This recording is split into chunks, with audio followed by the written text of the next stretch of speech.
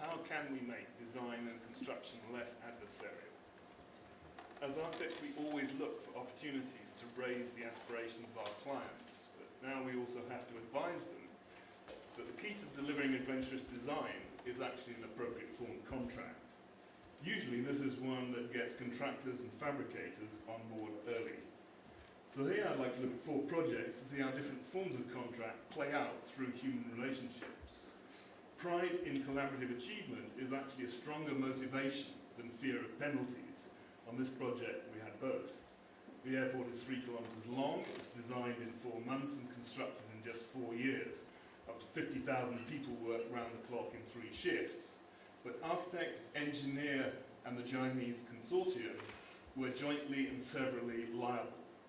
So that really sharpens the focus. Delivery on time and on budget was the only possible outcome. Define of shape was based on effectively a DNA process. We produced a geometry method statement which locked it all down. So what in effect happened was that the transfer of information was managed to also transfer accountability. So I think the scale, pace and precision of this project probably couldn't have been achieved by any other culture. And what's miraculous is that actually none of the original design intent appears to have been lost in translation. In fact, in theory, this method could have been used to produce a building of a completely different size and shape. At one point, Norman had to fly to Beijing and convince the Chinese not to reduce the height, because this was an issue of national pride. So here we have another airport, very, very different, as you can see. It's also a matter of national pride. It was a design and build contract, which meant the main contractor held the competition, and Foster & Partners were selected to provide design intent drawings. So the contractor effectively became the client, and this changed the way in which roles are played and decisions are made. Here you can see a modular system, column head, roof light and dome.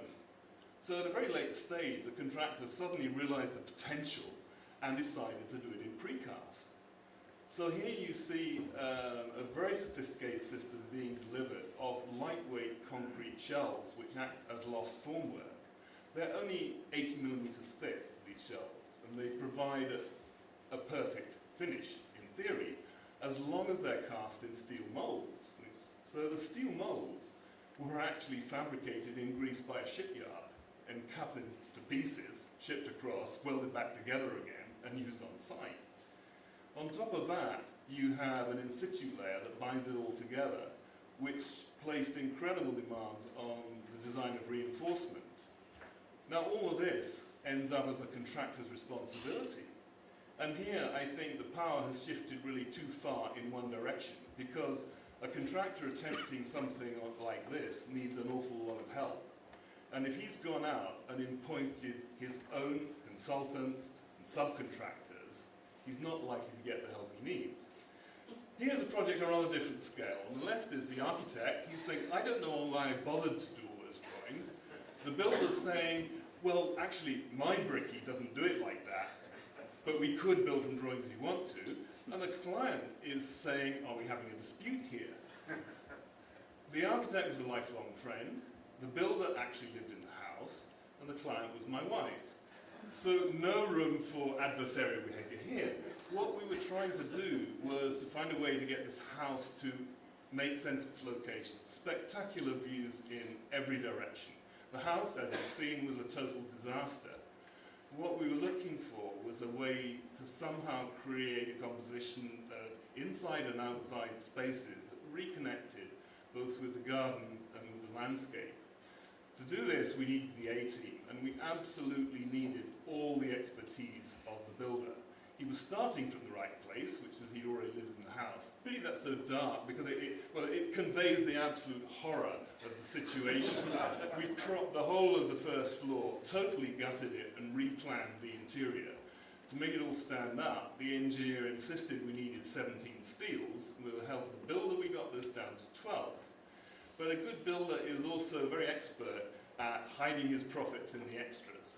So cost control is a simple formula. Think the number, double it, and add the number you first thought of. But this project ran through the worst recession and the worst winter in 30 years. And we're absolutely thrilled with the result. And it's all down really to the relationships. This was actually an equally challenging project, although not personally. Again, it depends on the use of very sophisticated technology. But where we really made a difference on this project was we managed to convince the client to run a two-stage tender process. So this achieved something we really wanted to do, which is get fabricators on board early. As you can see, we were pulling a conjuring trick here, which is the quad panels actually pop off the double curved surface, but this required a very sophisticated system of mini gutters on the top. But when you look underneath, and this is where you get the effect of the conjuring trick, there's a lot more going on, because we have to resolve all that beam twist, and the beam depth actually provides the acoustic layer. So as we played with the height and the curvature, this changed the beam depth, which changed the acoustics. Very, very complicated system of optimization and fine-tuning that required many months of work to get right.